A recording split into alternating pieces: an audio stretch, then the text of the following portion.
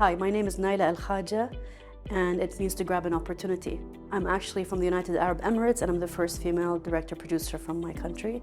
I've been in this field for over 23 years.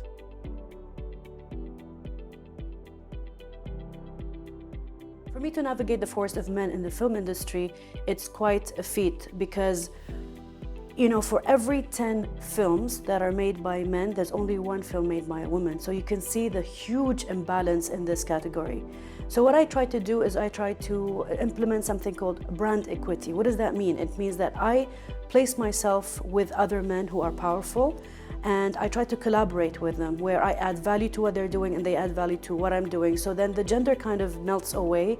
We together do things that's empowering. For example, I raise funds. So when money comes in the picture, men get excited, so they want to work with you. So for me, that's always been my strategy.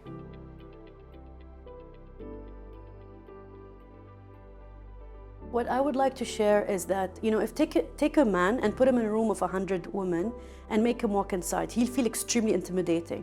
So for women who are in male-dominated fields, that feeling will come, the fear will come, it's very natural. So my tip or my outlook would be, don't let that scare you, but actually look at it as an empowering experience, that you're one of the few in a very, industry that's very male-dominated. So how can you navigate through that with positivity, and how can you make the best out of a situation that might look a bit bleak? And for me, it's basically to find opportunities and to find like-minded people that could work with me as opposed to be against me.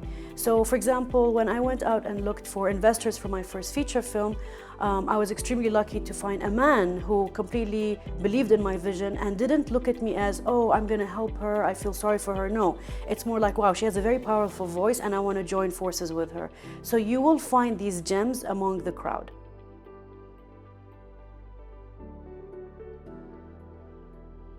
I'd like to flag something that's extremely important. Storytelling is the most powerful tool in the world.